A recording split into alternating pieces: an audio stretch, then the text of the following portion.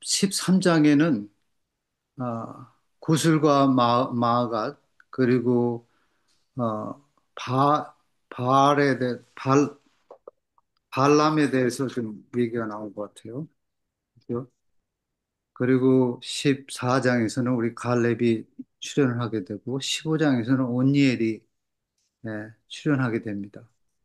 그래서 그런 것들을 여러분들이 이제 공부를 하셨으리라고 생각이 되는데요. 어, 그 공부한 것들을 우리가 좀 나누는 시간을 먼저 가지면 좋을 것 같아요.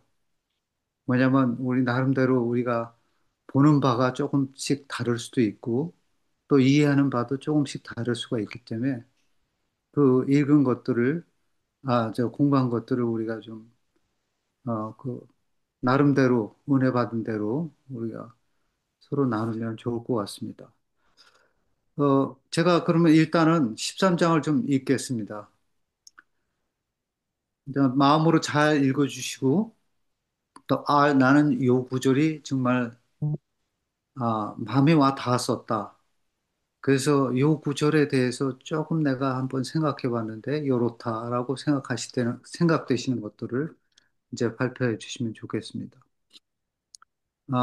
1절부터 제가 읽겠습니다. 여호수아가 나이가 많아 늙음에 여호와께서 그에게 이르시되 너는 나이가 많아 늙었고 얻을 땅이 매우 많이 남아 있도다. 이 남은 땅은 이러하니 블레셋 사람의 모든 지역과 그술 족속의 모든 지역 곧 애굽 앞 시올 시내에서부터 가나안 사람에게 속한 북쪽 에그론 경계까지와 블레셋 사람의 다섯 통치자들의 땅, 곧 가사 족속과 아스돗 족속과 아스글론 족속과 가드 족속과 에그론 족속과 또 남쪽 아위 족속의 땅과 또 가나안 족속의 모든 땅과 시돈 사람에게 속한 무아라와 아모리 족속의 경계 아베까지와 또 그발 족속의 땅과 해 뜨는 곳에 온 레바논 곧 헤르몬산 아래 바알갓에서부터 하맛에 들어가는 곳까지와 또 레바논에서부터 미스르봇 마임 미스르봇 마임까지 산지의 모든 주민 곧 모든 시돈 사람의 땅이라 내가 그들을 이스라엘 자손 앞에서 쫓아내리니 너는 내가 명령한 대로 그 땅을 이스라엘에게 분부하여 기업이 되게 하되 너는 이 땅을 아홉 지파와 므낫세 반 지파에게 나누어 기업이 되게 하라 하셨더라. 므낫세 반 지파와 함께 르우벤 족속과 갓 족속은 요단 저편 동쪽에서 그들의 기업을 모세에게 받았는데 여호와의 종 모세가 그들에게 준 것은 이러하니 곧 아르논 골짜기 가에 있는 아로엘에서부터 골짜기 가운데 있는 성읍과 디본까지 이르는 메드바 온 평지와 헤스본에서 다스리던 아모리 족속의 왕 시온의 모든 성읍 곧 암몬 자손의 경계까지와 길르앗과 및 그슬 족속과 마가 족속의 지역과 곧 헤르몬 산과 살르가까지 온 바산 곧 르바의 남은 족속으로서 아스타롯과 에드레에서 다스리던 바산 왕 옥의 온 나라라. 모세가 이 땅에 사람들을 쳐서 쫓아냈어도 그슬 족속 마갓 족속은 이스라엘 자손이 쫓아내지 아니하였으므로 그슬과 마갓이 오늘까지 이스라엘 가운데서 거주하니라. 오직 레위 지파에게는 여호수아가 기업으로 준 것이 없었으니 이는 그에게 말씀하신 것과 같이 이스라엘의 하나님 여호와께 드리는 화제물이 그들의 기업이 되었습니다.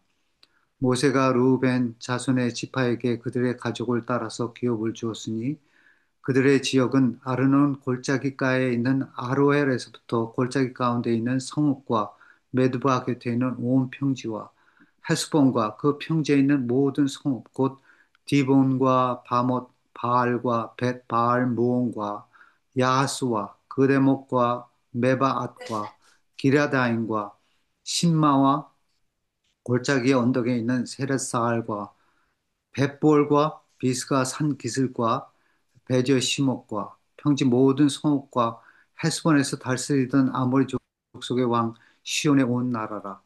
모세가 시온을 그 땅에 거주하는 시온의 군주들 곧 미디안의 귀족 에이와 레겐과 술과 훌과 레바와 함께 죽였으며 이스라엘 자손이 그들을 살육하는 중에 부올의 아들 점술과 발람도 칼날로 죽였더라.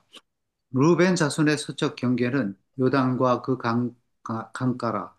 이상은 루벤 자손의 기업으로 그 가족대로 받은 성읍들 주변 마을들이니라. 모세가 갓 지파 곧 갓 자손에게도 그들의 가족을 따라 기업을 주었으니 그들의 지역은 야셀과 길앗 모든 성읍과 암몬 자손의 땅 절반 곧 라빠 앞에 아로엘까지와 헤스본에서 라맛 미스베와 부도님까지와 마하나임에서 드빌 지역까지와 골짜기에 있는 벳하란과 벳니므라와 숫곳과 사본 곧 헤스본 왕 시온의 나라의 남은 땅 요단과 그 강가에서부터 요단 동쪽 기느렛 바다의 끝까지라. 이는 가짜손의 기업으로 그들의 가족대로 받은 성읍들과 주변 마을들이니라. 모세가 므낫세 반지파에게 기업을 주었을 때 므낫세 자손의 반지파에게 그들의 가족대로 주었으니 그 지역은 마하나임에서부터 온 바산 곧 바산 왕 옥의 온 나라와 바산에 있는 야일의 모든 고을 60성읍과 길르앗 절반과 바산 왕 옥의 나라 성읍 아스다롯과 에드레이라. 이는 므낫세 아들 마길의 자손에게 돌린 것이니 곧 마길 자손의 절반이 그들의 가족대로 받으니라. 요단 동쪽 여리고 맞은편 모압 평지에서 모세가 분배한 기업이 이러하여도 오직 레위 지파에게는 모세가 기업을 주지 아니하였으니 이는 그들에게 말씀하신 것과 같이 이스라엘 하나님 여호와께서 그들의 기업이 되심이었더라. 우리가 13장을 좀 읽었습니다. 좀 길었지만 33절까지. 어떻게 이 말씀을 어, 공부들 하시면서 혹시 은혜 받은 것들 있으시면 어느 분이 먼저 나눠주시겠습니까?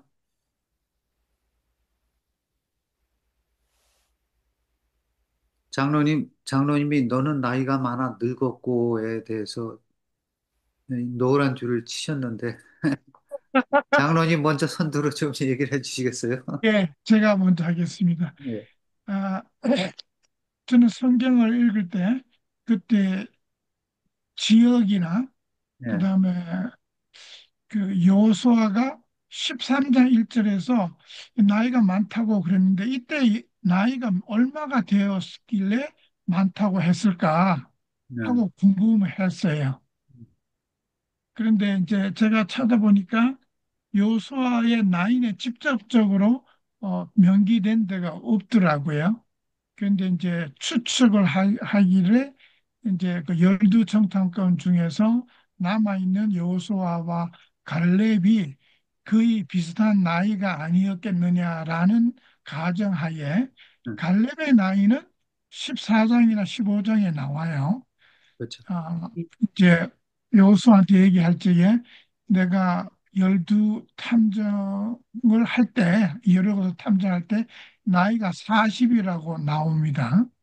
그래서 그때부터 가네스 바디아에서 40년, 45년 동안 광야 생활을 이스라엘에 했고 그 후에 이제 여호수아의 지도하에 요단강을 건너서 했으니까 한 45년 정도 지났다고 보고 그러면 적어도 여호수아가 85세는 되지 않았느냐라고 추측을 할 수가 있고 혹시 어떤 학자들은 아마 90세 정도 되었다고도 이렇게 추측을 하는 분들이 계시더라고요.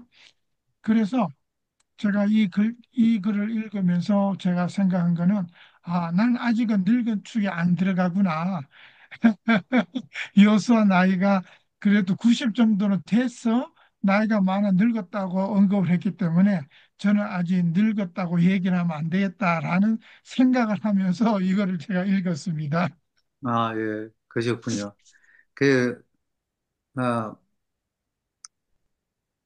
갈렙이 85세면은 갈렙보다 여호수아가 나이가 많았으니까 90세로 말씀하신 게 아마 많은 사람들이 더 추종하고 있는 그런 나이가 아닌가 그런 생각이 듭니다. 하여튼 예, 저도 사실은 이 문제에 대해서 조금 제가 생각해 보지는 않고 그냥 하여튼 뭐라 그럴까 좀 의문이 좀 있었다고 할까요? 왜냐면 하나님께서 왜 여호수아가 너는 나이가 많이 늙었다고 이렇게 말씀하셨을까? 왜 그러셨을까? 왜 그 말씀하셨을까? 좀 그게 좀 궁금했었어요. 혹시 여러분들 그 문제에 대해서 좀 궁금하신 분 있으셨었습니까? 왜 하필 그 말씀을 거기다 넣으셨을까? 좀 여기 그게 예, 정말 그 성경 주석에 보면은 오랫동안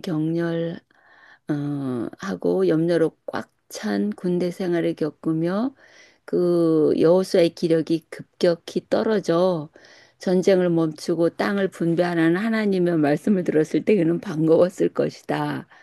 음, 여호수아는 그 땅을 완전히 정복하여 이스라엘 백성들을 모두 배치하기 위한 전쟁을 완수할 때까지 살 수 있을지 궁금했을 것이다.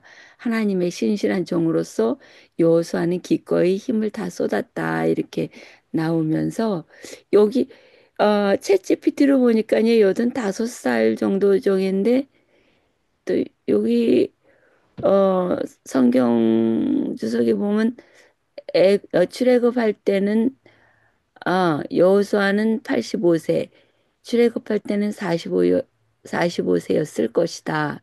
요세푸스의 계산을 받아들인다면 이것을 갈렙의 나이에 대한 언급과 비교해 볼 때 여호수아는 92세가 되었을 것이다. 이렇게 말씀하셨는데 이제 진짜 나이도 많고 여러 가지 경무와 그러니까 뭐 대통령들 보면은요 이것저것 고생을 하면은요 폭삭 늙는 거를 볼 수가 있더라고요. 음, 지난번에 한국의 대통령도 이렇게 뵈니까 예, 진짜 폭삭 늙은 거를 볼 수 있는데 하나님께서 이 여호수아를 좀 아끼시지 않으셨을까 그런 생각이 드네요. 음, 감사합니다. 또 다른 분 또 혹시 생각나시는 게 있으신가요? 그 우리 이영순 지사님 어디 가셨나? 혹시 거기에 대해서 생각해 보셨어요, 이영순 지사님? 저는 그냥 거기에 나이가 몇 살인가 막 그렇게만 생각했지. 그거 이제 그것만 찾아봤지. 하나님께서는 또 어떻게 생각하셨을까? 그렇게까지는 생각 안 했어요. 예. 그 다른 거라도 뭐 혹시 공부하신 게 있으셨을 텐데. 다른 거, 예. 저는 다른 거 그 밑에 예. 늙고 얻을 땅이 매우 남아 있도다. 음, 거기서 예. 현재 우리의 살고 있는 우리의 삶을 한번 같이 생각해 봤어요. 어, 앞으로 예. 남을 땅이 어딨나 저거 세월 해볼까요? 예. 시행할 시간 수가 있습니다, 집사님.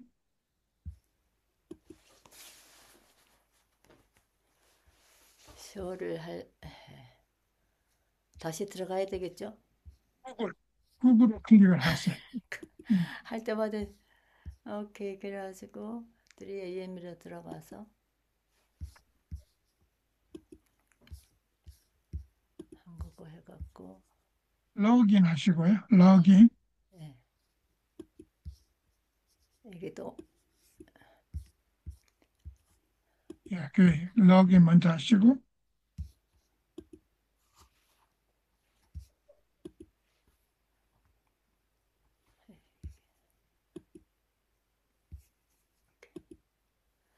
여기서 여수와 13장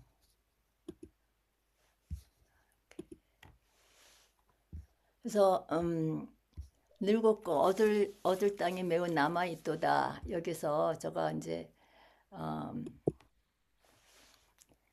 남은 것에 대해서 생각을 해봤습니다. 그래서 거주 지역에 정착한 다음 땅을 넓혀가는 일은 각 지파들이 해야 할 몫이었다. 땅을 완전히 차지하기 위해서는 아직도 더 많은 전투를 벌여야 하겠지만 과거에 베푼 하나님의 축복은 미래에 대한 보증이었다. 영적인 전쟁에서도 마찬가지다. 품성의 결점을 정복하는 일은 점진적이다. 마음 가운데서 원수를 물리치는 일은 끊임없는 투쟁이다. 또 악에 대한 유전적 및 후천적 성향들에 대항하여 끊임없는 투쟁을 치러야 한다. 그렇게 하고 고대 이스라엘이 적을 정복한 방법이 영적 진리를 설명하는 데 도움이 될 수 있다. 그리스도인의 투쟁에서 여러 해 동안 투쟁했다 할지라도 죄를 대항하여 싸워야 할 싸움이 여전히 많이 남아있지만 차지해야 할 많은 진리의 영역들 또한 남아있다. 아직 우리는 하나님의 당신의 말씀을 통해 가르치고자 하며 우리에게 유익이 되는 거룩한 지식들을 모두 소유하지 못하고 있다. 수많은 그리스도인들이 아직 탐험하지 않은 진리의 광명을 계속 탐사해 나가는 대신 여호수아가 성취한 것에만 의지할 위험에 처해 있다. 제가 구글에서 여러 목사님 이게 설교나 그걸 보고 옮겨간 것입니다. 음. 제가 이걸로 그게 다예요. 혹시 다른 분들도 그 문제에 대해서 생각해 보신 적 있으십니까? 어, 예, 제가 조금 정리해 봤는데요. 예. 음, 저도 한번 나눠볼까요? 예.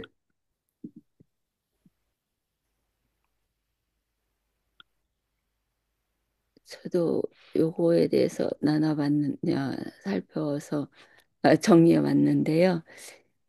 여호수아가 한 일과 남은 일로는 이제 여호수아가 이제 그 이스라엘 그 전쟁에 나갈 수 있는 그들과 함께 이제 그 가나안의 주요 왕들을 격파하고 군사적 승리의 발판을 마련했고요. 근데 그 지역의 거민들을 완전히 몰아낸 것이 아니고 계속 이제 정복은 했지만 그 땅을 나눠서 거기서 차지하고 그 넓혀가는 일은 그 각 지파의 책임이었죠. 예, 예, 또 거기에 그 정복을 해갖고 계속 나아가도 군대가 지나가면 아마 여기 피정복 민들이 다시 돌아와서 그 땅을 또 차지하고 있었기 때문에 어떻게 보면은 진전이 없는 것 같이 여겨지지 않았나. 그렇게 보고요. 잘못 썼네. 이스라엘은 하나님의 축복을 받았지만 진정한 정복은 지속적인 과정. 이게 다 끝난 게 아니라 계속 다시 오는 사람들을 내쫓아야 되고 또 지금 정복하지 못한 곳은 또 쫓아내야 되고 이러한 과정들이 계속 진행되어야지 되는 그런 상황이었던 것 같아요. 근데 지금 이 정복할 때에 세 가지 그 원칙이 있었잖아요. 그러니까는 첫 번째는 그 민족들 가나안 그 땅에 약속으로 땅으로 준 그 민족들을 완전히 진멸하라고 하셨고 그리고 또 언약과 조약과 혼의를 금했었고 그리고 우상 숭배하는 걸 완전히 없애기 위해서 짐승들까지 남녀노소 할 것 없이 모두 다 진멸하라고 이렇게 말씀을 하셨는데 근데 이제 정복을 했다 할지라도 백성들이 이거를 철저하게 지키지 않았기 때문에 이 가나안 민족들이 계속 이스라엘을 괴롭히고 정복은 지연되고 신속한 그 완전한 정복이 이루어지지 않았던 것을 우리가 또 지난주에서도 배웠던 것 같습니다. 아, 여기에서 이걸 가지고 이제 다시 한번 이제 영적인 것으로 적용해서 보니까요. 이 이스라엘의 정복과 우리의 영적 그 죄의 이제 투쟁 싸움 우리가 온전히 예수 그리스도를 닮는 모습으로 하는 데에는 그 비슷한 게 있는 것 같아요. 그래서 여호수아가 이제 음, 그 뭐야 전쟁을 이뤄서 정복을 한 것을 여기서는 이제 예수님이 승리를 이룬 것과 이제 이렇게 대비해서 우리가 볼 수가 있고요. 거기에서 우리의 몫은 우리의 성품 변화가 있고 또 우리 죄와의 투쟁 속에서 이제 계속 해나가야지 되는 거고 또 우리가 말씀 연구하고 기도하면서 계속 진리의 새로운 영역을 배워가는 그 과정이라고 이렇게 할 수가 있는데 이거는 우리가 평생 지속하는 그런 전투가 아닌가 싶어요.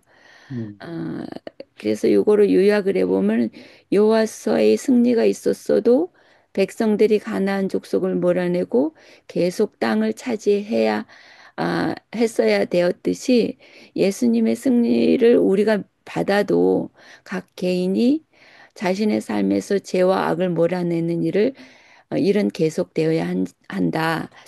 나는 지식적인 그리스도의 믿음 가운데 있으면서 더 깊은 진리의 영적 탐구와 삶에 적용하는 일을 소홀히 하고 있지는 않는가. 이제 그것을 살피는 시간이 되었고요. 그래서 이스라엘 백성들처럼 실패하고 있지 않나. 이것을 구석구석 살피면서 다시금 전진하는 내가 돼야지 되겠다라고 이렇게 적용을 해봤습니다. 예, 이렇게 말씀 예, 나눠볼게요. 예, 감사합니다. 아이고, 성품보와 지혜와의 싸움, 또 진리 안에서 계속 우리가 전진해 가야 되는 과정, 뭐 이런 것들을 아주 잘 얘기를 해주셔서 너무 감사합니다. 또 좋은 것을 또 배울 수 있었습니다. 또 어떻게 다른 분, 어느 분들이 좀 말씀해 주실 분 있으신가요? 우리 정영희 집사님.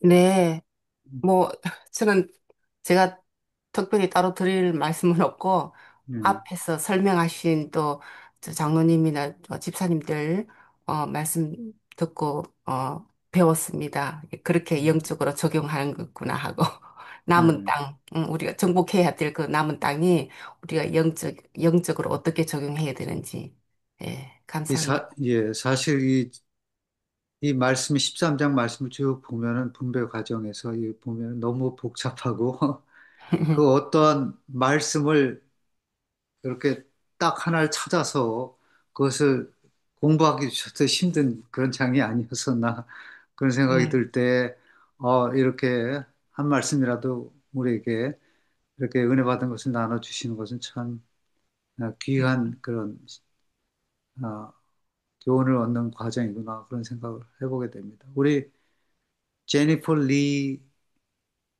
이, 제가 이후덕 집사님이라고 하셨나요? 예, 이유덕 집사님. 또 이유덕, 이유덕, 예. 집사님, 지난번에 한번 뵙고 요번에 두 번째 뵙게 되는 것 같은데, 반갑습니다. 예. 그래서, 지난번에 제가 한번 뵐 때는, 제가, 뭔가 좀 우리에게 좀, 좀 나눌 게 있으실 것 같다, 그런 생각을 했는데, 오늘이 기회입니다. 좀 나눠주시면 좋겠네요. 소리가 안 그거 좀 뮤트를 푸시고 좀 해주시면 감사하겠습니다. 이번 주에 엄청 바빠서요. 공부 그러셨군요. 못했거든요. 그 네. 다음에 공부해서 나누겠습니다. 예, 아유, 감사합니다. 우리 저 강명숙 집사님,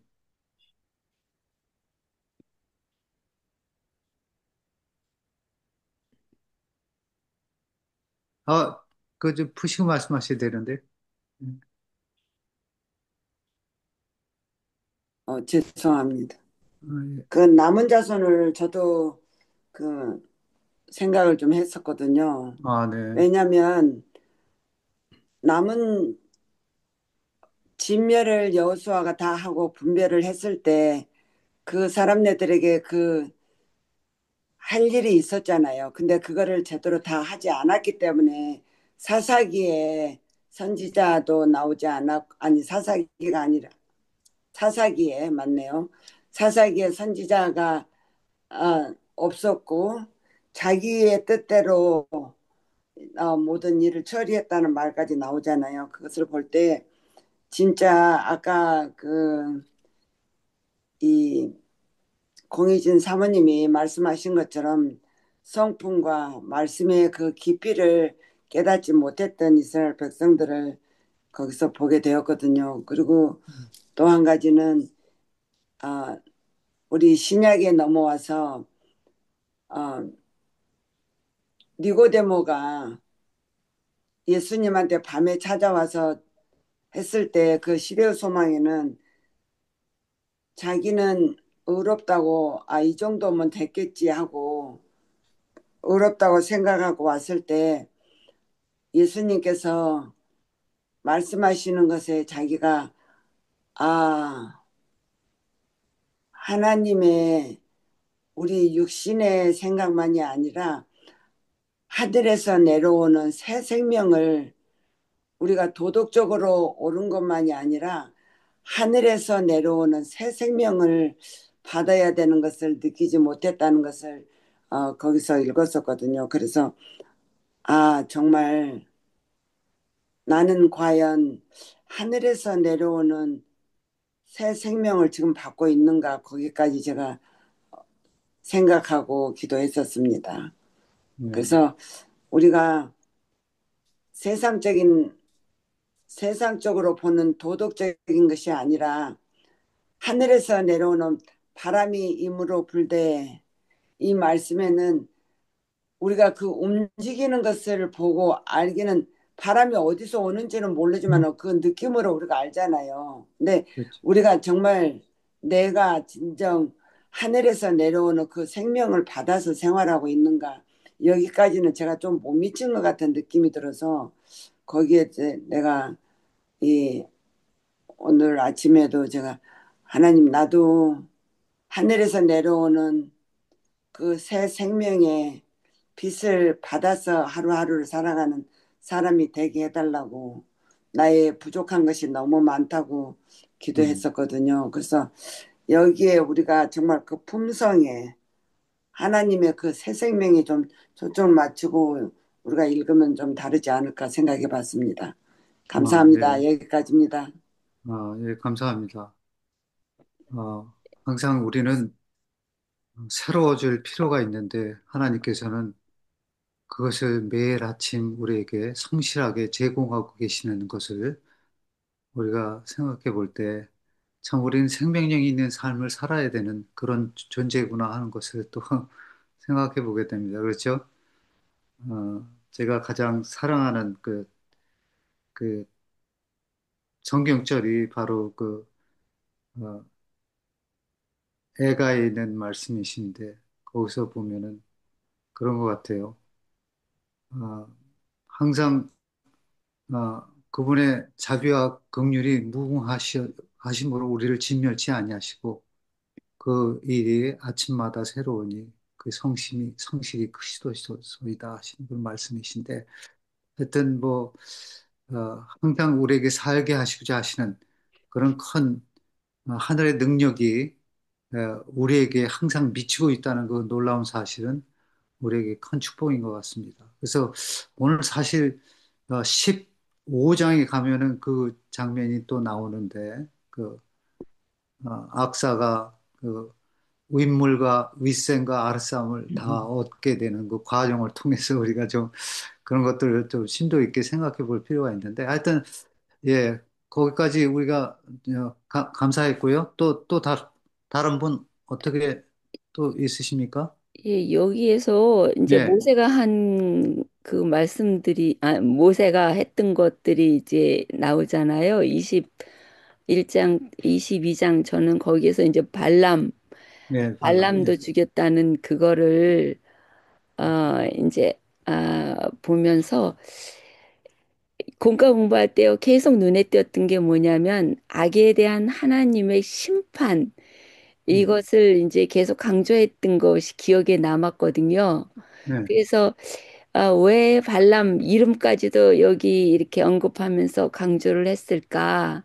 음, 이제 근데 그 발람이 이스라엘을 저주하려고 했었는데 하나님께서 오히려 축복을 하게 했고 그랬는데 그런데도 여전히 자기 탐심에 의해서 이스라엘을 타락시키는 이제 계책을 제안했잖아요. 그렇죠. 그래갖고 이 이스라엘이 이제 그 바알볼 사건으로 2만 4천 명을 죽게 한 장본인이 발람이고 음, 그래서 예, 여기에서는 하나님께서는 악에 대해서 어, 확실하게 심판하신다는 것을 강조하고 강조하는 그런 저기로 발람 이름까지 이제 나왔다는 게 느껴지더라고요. 그래서 그 음, 공과 공부에 이 말씀이 항상 마음속에 있어가지고 어, 어, 공, 공의로우시고 자비로우신 하나님 그렇지만은 이 악에 대한 것은 분명히 심판하시는 그 하나님 그래서 이 발람을 다시 한번 이제 살펴보면서 그것을 또 복습하는 시간이 되었습니다.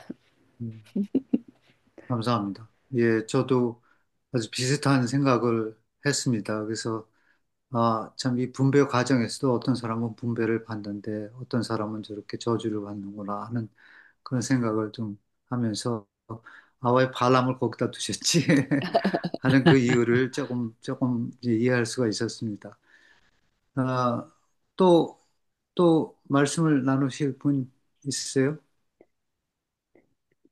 또 뭐, 하나는 우리 주광신, 네, 마지막 33절이요. 네, 거기 그거 보면 항상 이스라엘의 하나님 여호와께서 그들의 기업이 되심이었더라. 그 레위 지파에게 네, 하신 그 말씀이요. 이게 참 멋있어요. 이스라엘의 하나님 여호와께서 그들의 기업이 되심이었더라. 그러니까 음, 그 하나님께서 우리 모두의 기업이 되시기를 간절히 바라는 마음으로 다시 한번 그거 짚어봤습니다. 예, 감사합니다. 기업만 되실 분이 아니고, 참, 영원한 기업으로 함께 하실 분이시죠. 아, 우리 주광식 집사님, 어떻게 뭐, 은혜 받으신 거 있으면 나누실래요?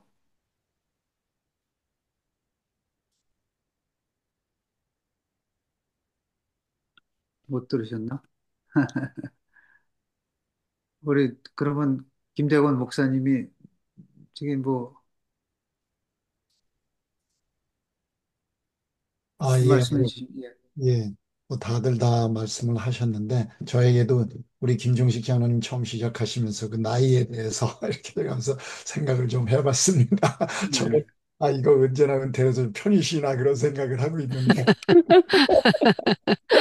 뭐, 삶을 살다 경신없이 뛰고 있으니까, 참, 되게 기쁜 마음이 간절한데, 여수아를 이렇게 보면서, 참 하나님의 종들이 얼마나 그 하나님께 충성된 삶을 살았으면 오래 살게 해주셨을까? 그런 음, 생각을 해보게 됐어요. 음, 왜냐게 되면 시편 90편을 보게 되면 그게 모세가 쓴 것으로 다 우리가 알고 있는데 인생의 연수가 70이요 강건하면 80이라고 그랬는데 모세가 그렇게 썼는데 모세는 120세까지 살았잖아요. 좀, 자기 스스로 시를 쓰면서도 강건하면 80이라고 그랬는데 와 하나님의 은혜로 음, 120까지 사신 분이거든요. 네, 그리고 참, 또, 그, 저 여호수아도 110세까지 살았고, 근데 이스라엘 백성들이 출애굽을 해가지고 20세 넘은 사람들은 60 전에 다 죽은 거잖아요. 약속의 땅에 못 들어갔으니까. 음, 40년 광야 속에서 다 죽었잖아요.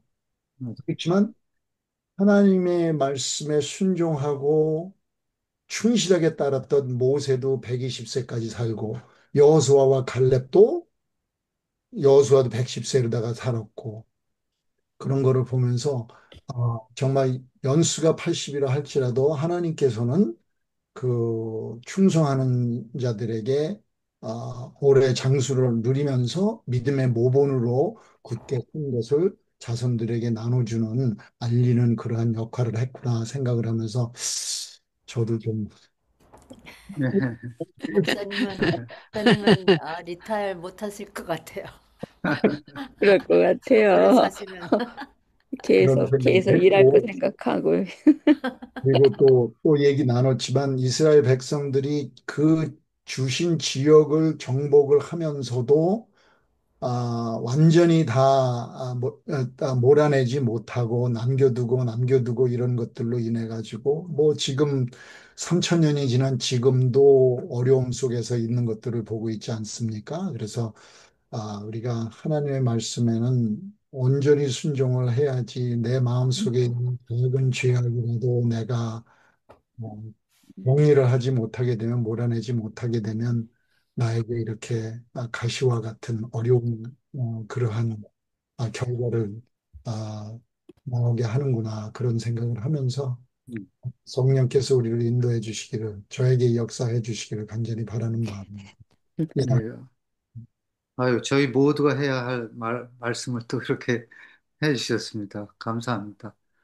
어, 저도 뭐 사실 그 13장을 공부하면서 굉장히 흥미로웠던 것이 얻을 땅이 매우 많이 남아있도다였습니다. 왜냐하면 이 우리가 이 과정을 보면은 이 하나님의 언약의 그 안에서 지금 이루어지고 있는 과정이기 때문에 굉장히 이 13장, 14장, 15장을 가면서 계속 그 뭐라고 그럴까요? 갈렙이 또 땅을 얻게 되는데 영원한 땅을 얻게 되고 또 그 자손까지 그것을 누리게 되는 것을 또 얘기를 해주시고 있고 또 온니엘도 또 그렇게 또 땅을 또 얻게 되고 그래서 하나님의 언약의 땅이 이제 이 13장 1절에서부터 시작이 되면서 그 얻을 땅이 많이 남아있도다라고 하는 그러한 어, 아주 좀 뭐라 그럴까요? 뭐 또 의미심장한 그런 말씀을 남기시면서 계속 그 땅을 어떻게 얻는지를 또 그 과정이 어떠한지를 갈렙과 온니엘을 통해서 계속 이렇게 보여주시는 것 같다는 생각을 하게 되었습니다. 그래서 참 그런 것을 볼 때 하나님께서 언약 안에서 어떻게 그 언약을 성취해 가고 있는지 아주 갈렙을 통해서 아주 적나라하게 잘 보여주신 것 같아요. 그 마음의 성실을 갖고 또 그것뿐만이 아니고 하나님을 지금 우리 목사님 말씀하신 대로 하나님을 온전히 쫓는 과정에서 이제 그것이 이제 하나씩 하나씩 성취되어져 있는 것을 생각해 볼 수가 있었습니다. 사실 이 창세기 15장 18절에 보면은 거기에 하나님께서 아브라함과 언약을 세우시는 그 장면이 거기서 나옵니다. 거기 보면은 어, 이 애굽 강에서부터 큰 강 유브라데까지 자손을 주셨다고 내 자손에게 주셨다고 이렇게 표현하고 있거든요. 사실은 이 여호수아가 차지한 땅은 극한 일부분에 지나지 않다는 것을 우리가 그 말씀 안에서도 보게 되는데 그러나 그 말씀의 확장적인 그 영적인 그런 어떤 의미를 우리가 좀 생각해 보게 될때 뭐냐면 갈렙에게도 주시는 땅이 네 자손과 함께 영원히 누릴 그런 기업의 땅을 우리가 그 말씀 속에서 보게 되고 그런 것을 볼 때, 이 과정은 이렇게 의미심장하게 우리에게 주신 이 얻을 땅이 매우 많이 남아있도다 하는 것은 거기에서 끝나는 것이 아니고 그것이 연상선에 있구나. 그리고 결과적으로는 오늘에까지 이르게 되는 그런 과정도 거기에 포함되어 있구나 하는 것을 좀 생각해 볼 수가 있었습니다.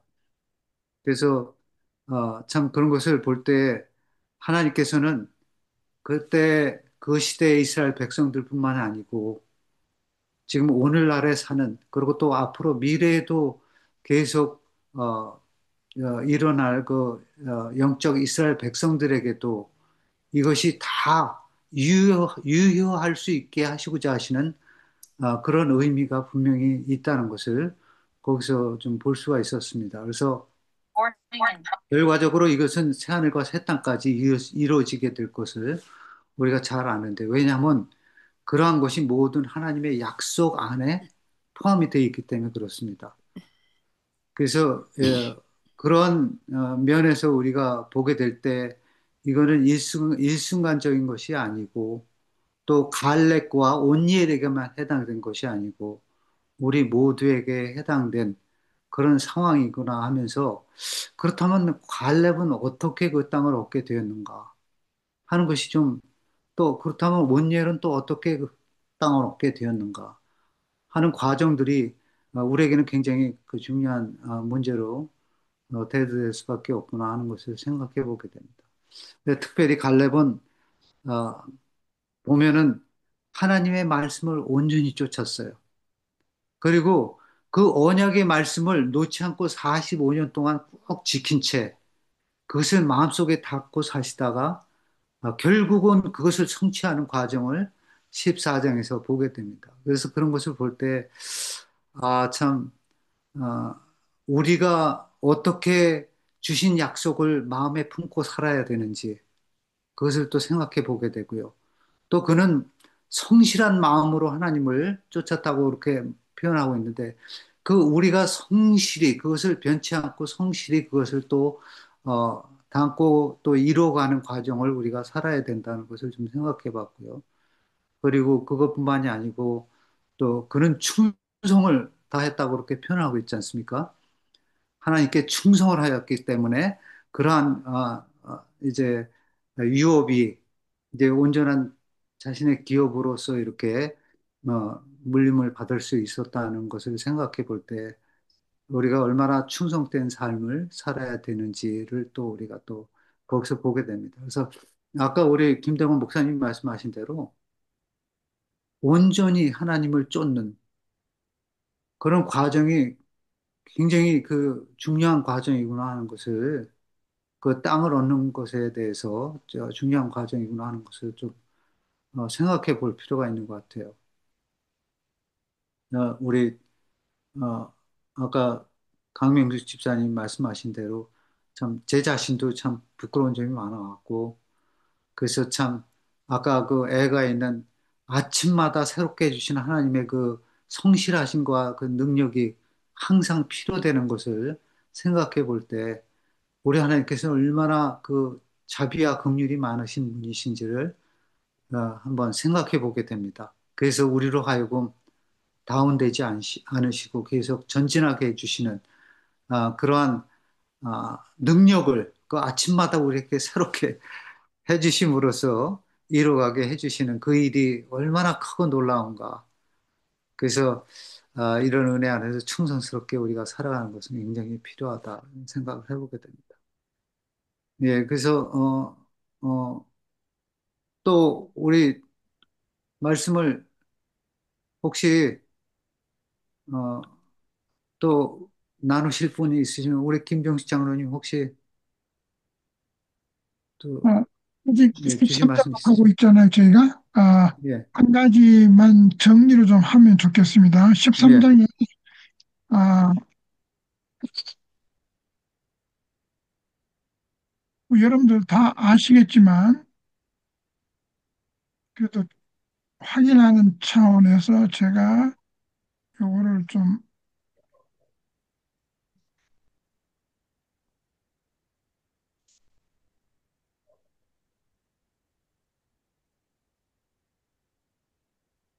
지금 13장 때는 땅의 분배가 몇 지파에만 되어 있는 상황이었다고 여러분도 읽으셨나요?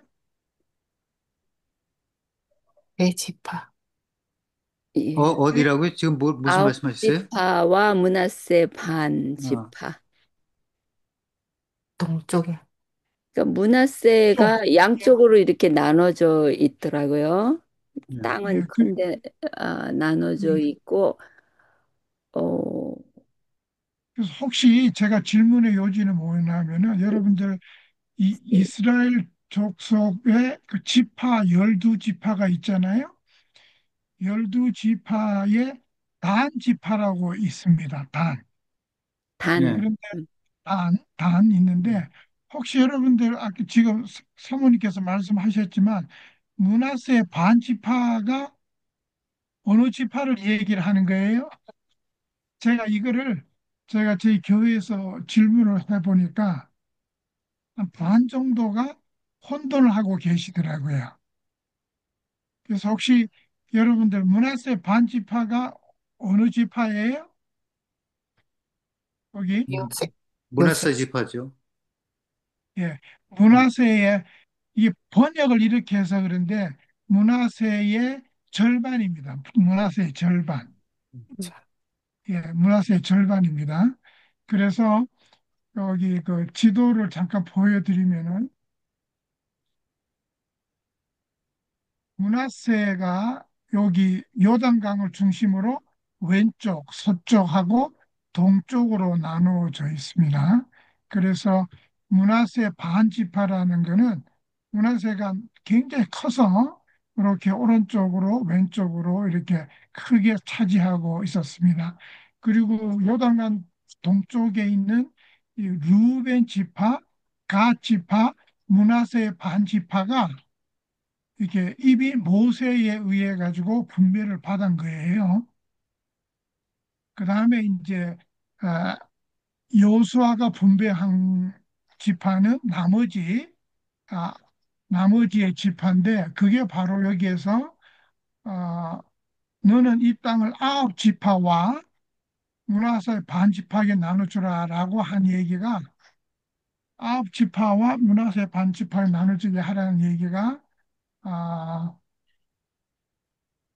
문화세의 반지파 요걸 얘기하는 겁니다. 지금 이 성경절에서. 그래서 9지파하고 문화세의 반지파, 문화세의 반지파로 어느 쪽에 가 있기 때문에 요걸 의미를 하는데 혹시 제가 하나 더 질문을 드릴게요. 문화세가 에프라임이 여기 있는데 문화세와 에프라임이 어찌해서 12지파에 들어갔을까요? 문화세와 에프라임이 그러니까 다시 제가 질문 드릴게요. 문하세와 에프라임은 야곱의 12아들인가요? 아니요, 요셉의 요셉 아들이죠. 그 아들. 예, 그런데 왜 여기에, 레위 예? 왜 여기에 들어가 있을까요? 요셉의 아들인데. 야곱이 죽기 전에 음흠. 12지파를 그 할 때, 그, 그 요셉의 두 아들을 지파로 그때 뭐 인정했나? 하여튼 그렇게 예, 촉복하지 않았어요? 그렇죠. 그런 것 맞아요. 같은데. 축복할 때 그때 그랬다. 내 특별히, 아들로 야곱이 아들로 내 아들로 이렇게 해서 에, 그, 정혜 집사님, 예. 정혜 땅, 집, 집, 음흠. 정혜 집사님이 말씀하셨는데, 정혜 집사님처럼 말씀하시는 분이 제가 보니까 한 20%밖에 안 돼요. 음흠. 그걸 잘 모르시더라고요. 야곱이 죽기 전에 므낫세와 에브라임을 양자로 삼았습니다. 맞아. 양자로 양자로 삼았어요. 그래서 어, 요셉이 빠지고 그 다음에 레위 지파가 빠져서 음흠. 유업을 받는 그 중에서 빠져서 음. 12개로 나누어서 유업을 받았어요. 근데 양자로 받았다는 얘기를 가 어디에 나올까요? 예언의 신에 나오겠죠? 신약 성경 어디에서 나온 것 같은데. 어, 양자로 야곱이 므낫세와 에브라임을 양자, 양자로 삼았다는 얘기가 여기에 나온 것, 나옵니다. 나오는 것 같은데. 여기 그거만 제가 말씀드리고 제가 마치겠어요. 저는 아, 이게 어디에 나오냐면요. 창세기 법이 죽을 때. 어, 요 말씀이 보이세요, 지금? 반만, 응, 오케이. 여기 내가 에브라임과 므낫세는 내 애굽으로 것이라. 와서 내게 너에게 이르기 전에 이거는 요셉에게 이르기 전에 애굽에서 내가라는 거는 요셉이에요. 응, 요셉이나 두 아들 에브라임과 므낫세는 내 내 것이라. 것이라. 어, 그 루벤과 시몬처럼 내 것이 될 것이다. 이 내 것이라는 이 단어의 원어를 보게 되면은 이게 양자예요. 어, 그러니까 이 어답션 한 거예요. 어, 합법적으로. 어답트 했다는 얘기가 이 원어에 돼 있어요. 그래서 루벤과 시몬이 야곱의 첫째 아들과 두 아들이잖아요. 둘째 아들이잖아요. 응, 그러니까 첫째 아들과 둘째 아들처럼 내 것이 될 것이라 요거가 양자로 삼았다는 말씀이에요. 응, 그래서 이 땅 분배할 적에 요셉의 땅이 없고 에브라임과 므낫세의 아, 만 땅을 받은 거예요.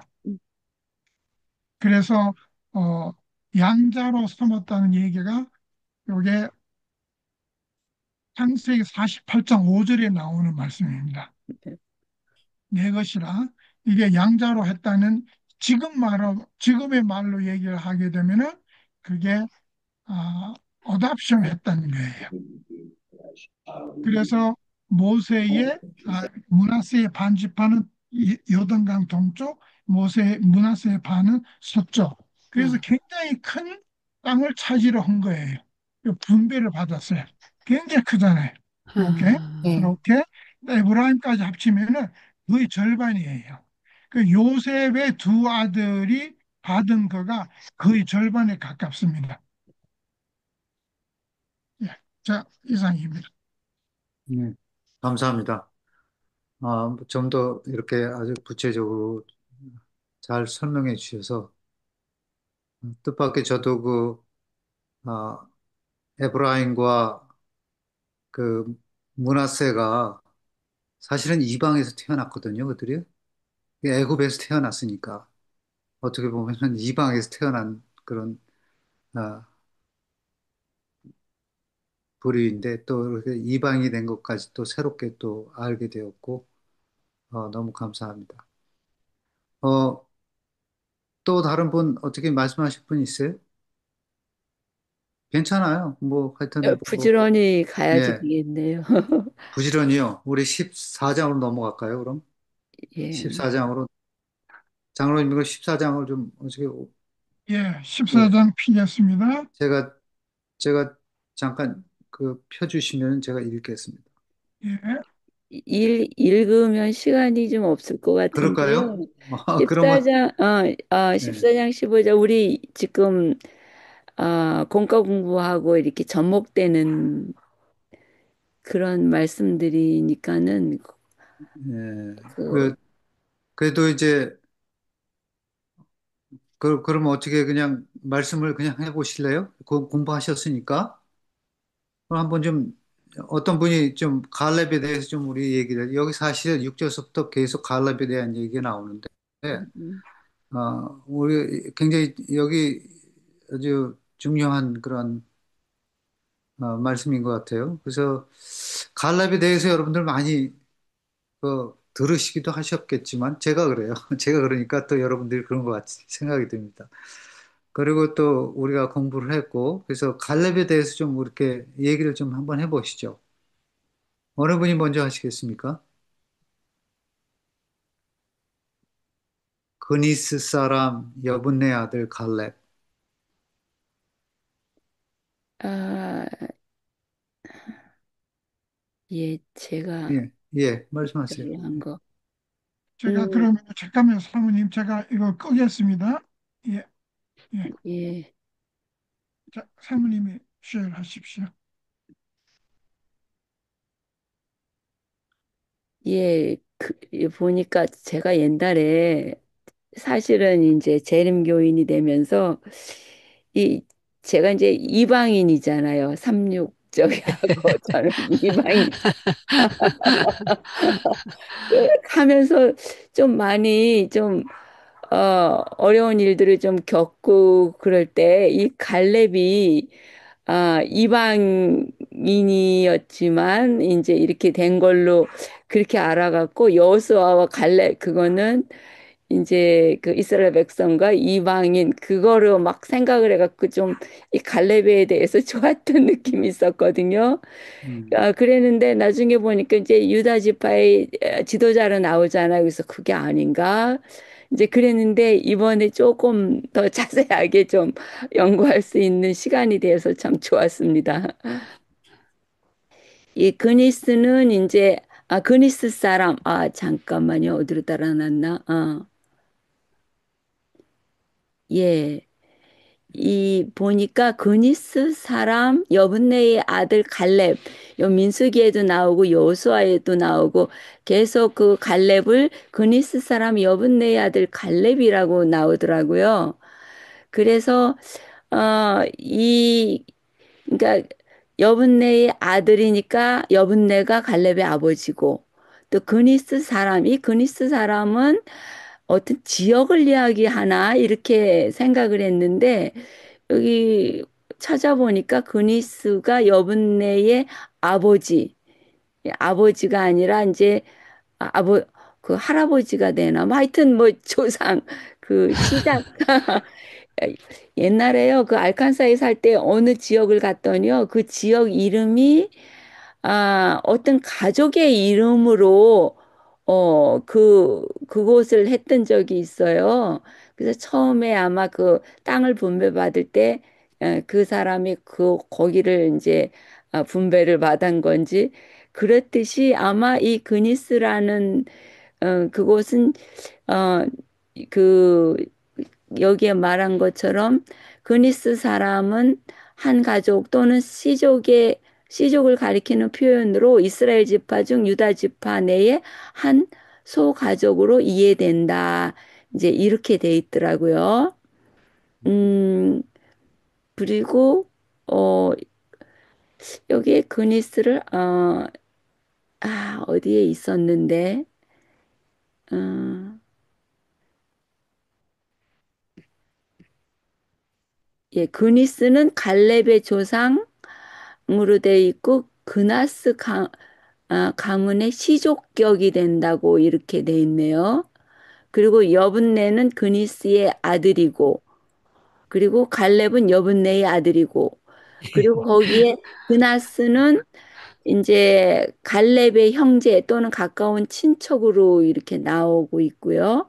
거기에 이제 운니엘이 그나스의 아들로 되어 있어요. 그래서 그니스는 우리 공씨 집안이 있듯이 아마 그니스 사람, 그니스 이제 그 뭐라 그래나 자손들이 이제 이 갈렙이나 또 그나스 운니엘 이런 사람들이 시조가 되는 것 같아요. 이렇게 그렇게 됐고요. 하는 김에 이, 이 갈렙의 동생 또는 친척으로 보이는 그나스가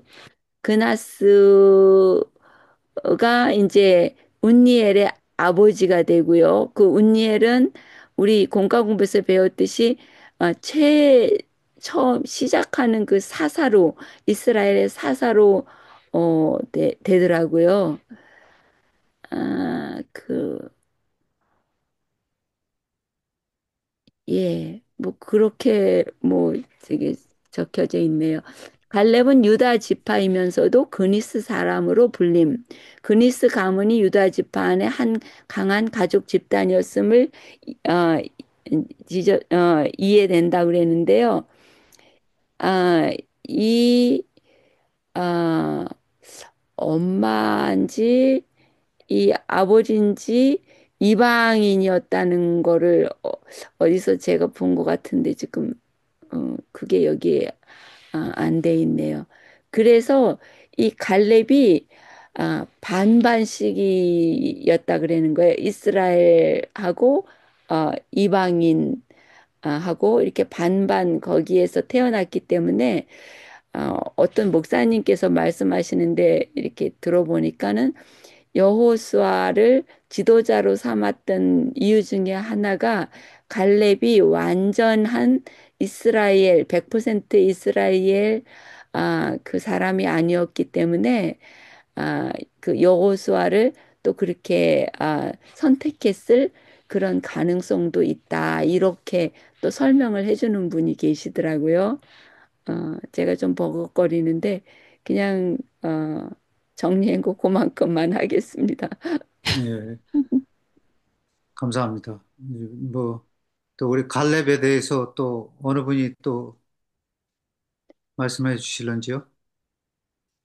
저가 아, 예. 갈, 갈렙이 그니스 사람이라고 하면서 14장 공부할 때 14장 6절이 이제 분배할 때 각 유다 자손의 족장으로 각 이제 족장들한테 이렇게 하잖아요. 근데 그니스 사람이면서 왜 유다 사람의 유다의 족장으로 나왔을까? 그게 좀 궁금해서 이제 제미나이한테 물어본 게 있어요.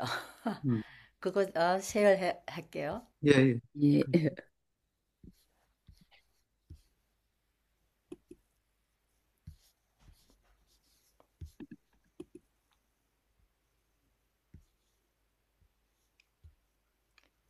이게 어떻게 돼서 이게 14장인가? 아니 14장이 나오지. 14장. 오케이. 그니스 사람 그래서 갈렙이 그니스 사람인데 어떻게 유다 족장이 되었나요? 하고 제가 물어봤어요. 그러니까 갈렙이 그니스 사람이었지만 유다 지파의 족장으로 기록된 것은 그의 가족이 이 이스라엘 공동체 특히 유다 지파에 완전히 통합되고 동화되었기 때문에 이해됩니다 하고 출신은 갈렙은 그니스 사람 여분의 아들로 불립니다. 그니스 족속은 하나님께서 아브라함과 언약을 맺을 때 가나안 땅에 거주하던 족속 중 하나로 언급됩니다. 이는 갈렙의 선조가 본래 이스라엘 혈통이 아닌 비이스라엘 계열의 사람일 수 있음을 시사합니다. 통합은 그럼에도 불구하고 갈렙은 유다 지파의 대표로 가나안 정탐군 12명 중 한 명으로 뽑혔습니다. 이는 그의 가족이나 그 자신이 이스라엘 백성과 함께 애굽에서 나왔고 이미 그 시점에서 유다 지파의 일원으로 인정을 받고 있었다는 것을 보여줍니다. 신앙과 헌신은 갈렙은 하나님을 온전히 따르는 믿음을 보여주었습니다. 그의 뛰어난 신앙과 헌신은 인정을 받았으며 이는 그의 혈통적 배경보다 더 중요한 요소였습니다. 하나님께서는 그에게 약속의 땅을 기업으로 주겠다고 하셨습니다. 족장 지위는 유다 지파의 일원으로 그는 지파의 지도자 역할을 수행했으며 정복 후에는 유다 지파의 땅 헤브론 일대를 기업으로 받았습니다. 역대기 상 4장 15절 등에서도 유다의 자손 계보와 관련하여 갈렙이 언급되는 등 그의 유다 지파 내에서 확고한 위치를 가졌습니다. 요약하자면 갈렙의 손주는 그니스 족속일 수 있으나 그의 가문은 이스라엘 공동체 특히 유다 지파에 편입되어 완전히 동화되었고 그의 뛰어난 믿음과 공로를 통해 유다 지파의 족장 중 한 명으로 인정받았다고 볼 수 있습니다. 성경은 혈통뿐 아니라 하나님에 대한 순종과 믿음이 하나님의 백성의 중요한 기준임을 보여줍니다. 이렇게 했는데 또 다른데 이렇게 보니까요, 그 에서 내가 저기 성경절은 안 적었는데 에서의 지파 자손. 중에 하나라고 그렇게 적혀 있는 걸 내가 창세기 몇 장이 있는데 그걸 제가 안 적어놨네요. 그런 것도 있더라고요. 음. 엄마가 아, 그 혈통이라 그러지 않았나요? 그 그나스가 에서의 자손의 그나스가. 그나스라는 게 창세기. 그러면 아버지기네. 예, 그걸 제가 안 적어놨네. 그거 적었으면은. 그, 예, 아주 감사합니다. 보탬이 되는 정보를 주셔서 감사합니다. 또 다른 분 있으세요? 갈렙.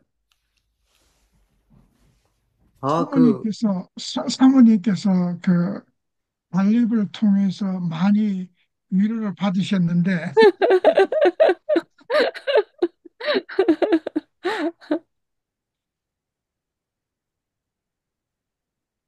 보통보다는 아까 그 우리 그 이용순 집사님께서 코트한 것처럼 하나님에 대한 순종과 하나님의 말씀에 따르는 충성심이 훨씬 더 크게 작용하지 네. 않았나 음, 그렇게 생각을 합니다. 그래서 전혀 갈래뿐만 아니라 다른 사람들을 통해서도 위로를 받으시기 바랍니다. 음.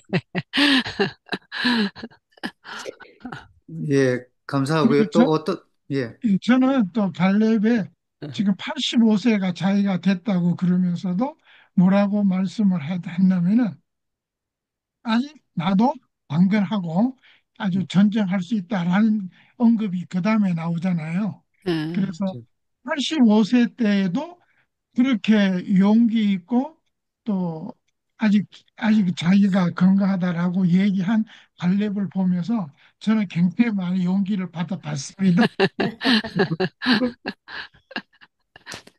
예, 감사합니다. 아, 갈렙에 대해서 더 누가 말씀하실 분 있어요?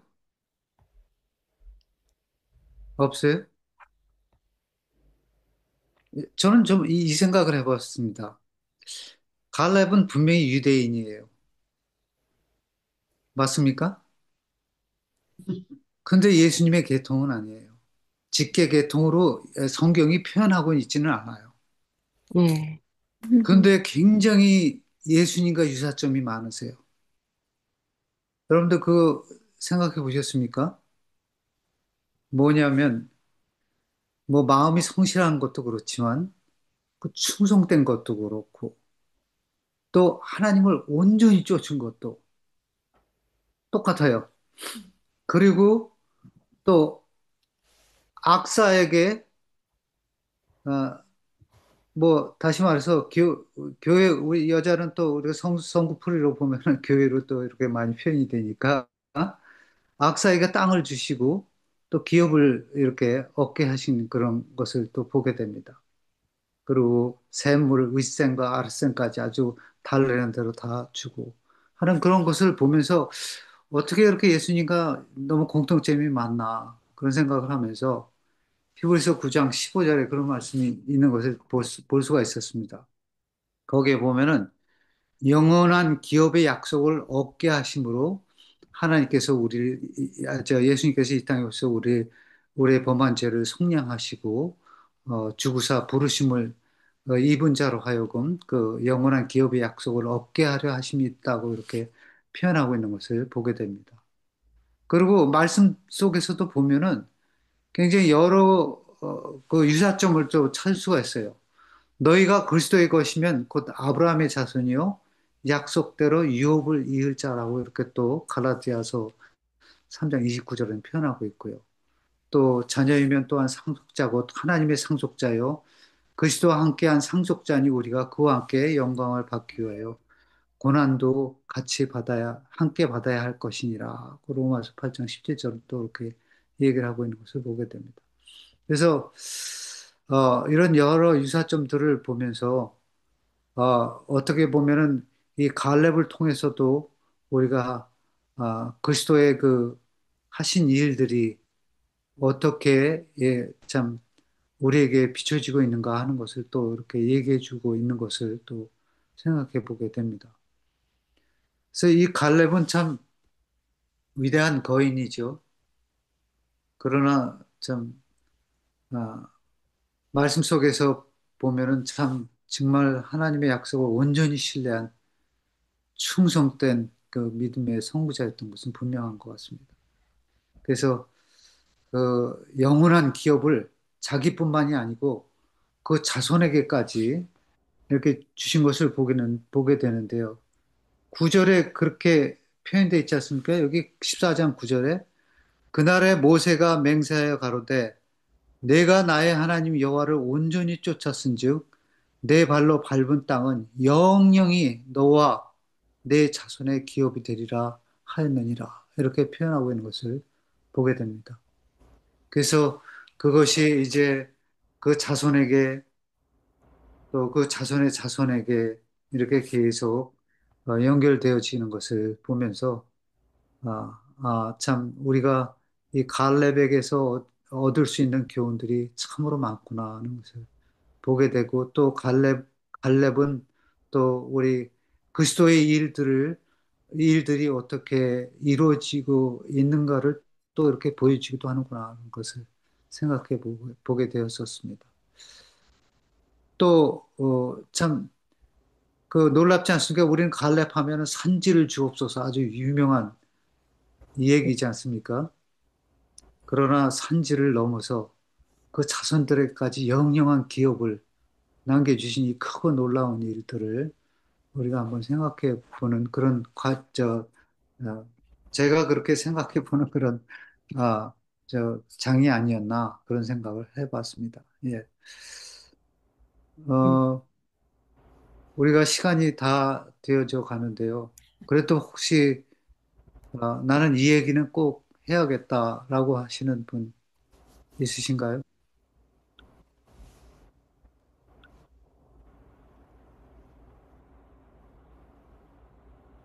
없어요? 그러면 우리 어떻게 마치기로 할까요? 동의하십니까?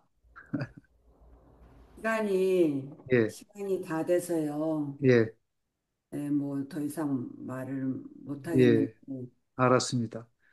우리, 산지를 내게 그럼, 주소서 이 말씀은 예, 굉장히 모든 사람들이 다 알고 있듯이 그리고 그 산지가 높은 데 있어서 그 할 수 없는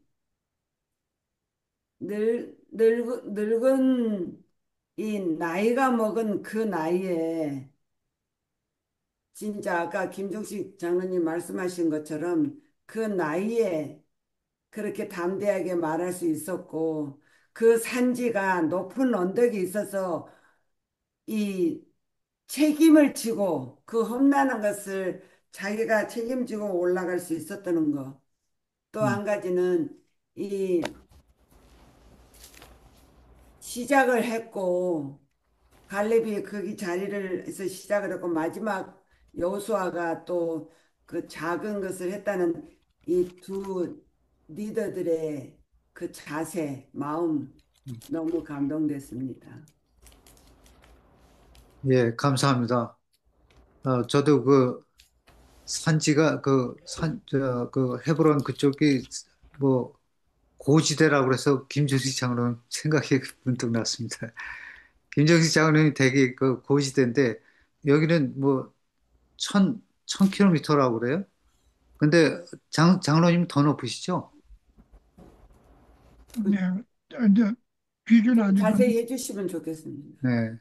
하여튼 뭐, 예, 하여튼 그 안악이 사는 그 참 높은 지대인데도 불구하고 불가능에 가까운 그곳을 점령한 그 참 일을 우리가 참 볼 때 우리가 어떤 난관이 있어도 우리는 하나님을 온전히 쫓는 마음으로 이루어 가야지 되지 않겠는가 하는 생각을 해보게 됩니다. 예, 우리 그러면은 강명숙 집사님이 마치는 기도를 해주시고 우리 오늘 시간을 마치기로 하겠습니다.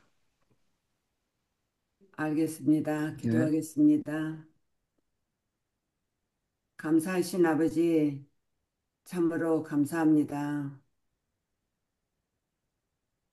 우리들이 부족하지만 아버지의 뜻을 알기 위해 이 자리에 모여서 우리들 나름대로 아버지 앞에 영광 돌리기 위해 또한 우리들의 마음속에 오신 하나님을 더 깨달아갈 수 있도록 길을 열어주신 하나님 감사합니다. 아멘.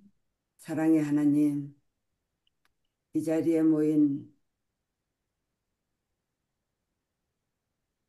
우리들 아버지를 사모하고 아버지를 닮아가기를 원하고 아버지의 뜻을 그리기를 원해서 이 자리에 모인 한 사람 한 사람을 기억하여 주시고 아버지 오심에 준비할 수 있는 모든 영혼들이 되게 해 주시며 무엇보다도 우리들 마음속에 아버지를 닮은 품성을 가질 수 있도록 저희들을 날마다 새롭게 지으시고 채워 주시옵소서.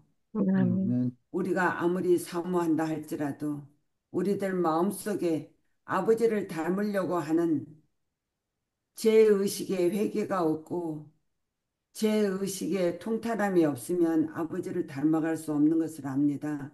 음, 우리들 마음속을 다듬어 주시고 아버지 앞에 회개하고 실천할 수 있는 우리 모두가 되어서 영광 중에 오시는 예수님을 우리가 기뻐 맞이하며 그 크신 가슴 속에 우리가 안길 수 있도록 우리들을 채워 주시옵소서. 아멘. 함께 하실 것을 인하여 감사하며 오늘 하루도 주님이 지시한 대로 온전히 순종하며 살아갈 수 있는 우리 모두가 되게 하실 것을 인해서 감사하며 우리를 구원하시기 위하여 십자가에 돌아가신 예수 그리스도를 받들어 기도합니다. 아멘. 아멘. 음.